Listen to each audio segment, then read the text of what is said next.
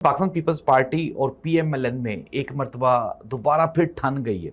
और इस मरतबा लग कैसे रहा है कि पाकिस्तान पीपल्स पार्टी चाहती है कि वो पीएमएलएन को रिप्लेस करे। रिप्लेसमेंट आप समझ रहे हैं कि किस मामले में, कि इस्टेब्लिशमेंट की गोद में सबसे अच्छा कौन सा बैठ सकता है, ये मुकाबला जारी है। अच्छा, अब पाकिस्तान पीपल्स पार्टी ने दो जो डबल गेम है ना, वो पाकिस्तान पीपल्स पार्टी ने खेली। सबसे पहले उन्होंने एस्टेब्लिशमेंट को धमकाया जब सुहेल अफरीदी कराची गए, और उन्होंने जो स्पेस दी सुहेल अफरीदी को, लेकिन उसके बाद फिर जो एस्टेब्लिशमेंट है उसने एक बहुत बड़ी चाल चली, और फिर ये जो जितनी भी सियासी जमातें हैं, खुसूसन पीएमएलएन और पाकिस्तान पीपल्स पार्टी, ये मुंह के बल गिर गई हैं।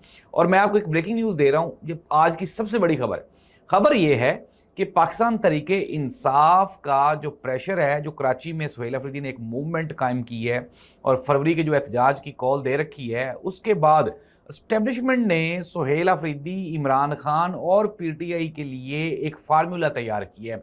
और दो तीन बड़ी शख्सियात हैं जो इस सारे मामलात को लेके चल रही हैं, और उन्होंने ये कहा है कि आने वाले चंद दिनों में पाकिस्तान तरीके इंसाफ के लिए अच्छी खबरें आने वाली हैं। नाज़रीन, कुछ सहाफ़ी ये बता रहे हैं, एक तो ये कि शहबाज शरीफ साहब की रिप्लेसमेंट पक्की है, और दूसरा ये है कि इमरान खान के लिए जो रास्ता है वो आहिस्ता आहिस्ता हमवार किया जा रहा है।